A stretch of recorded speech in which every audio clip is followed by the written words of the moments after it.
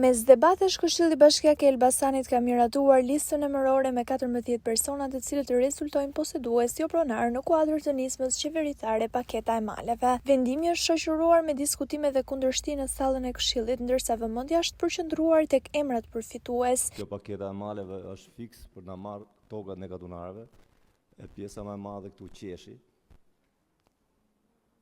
Por në fakt kjo është vazhdimësi e ligjit 7051 e çorapit që bën majtas dhe djathtas establishmentit 35 vjeçar. Se nuk e pranoni juve hapur që fal kësaj pakete, bashkia po përdoret për t'i dhënë të drejtën vendosësve të hunjve, që me shumë gjasa janë dhe prestanome, të bëhem pronar nesër me 1 euro metri katror.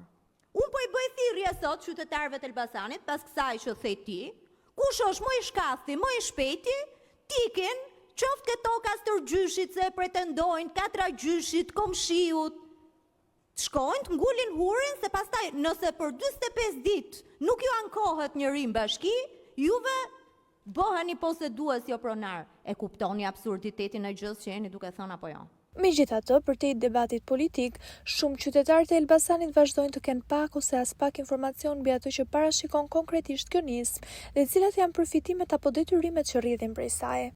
S'kemi qëvatir në televizor, nuk e kemi atë. Gjojmë televizorin, gjojmë lajmet, gjojmë të analistët, që është diçka që për të marrë pronë atij personi. Paketa Maleve është për pronat,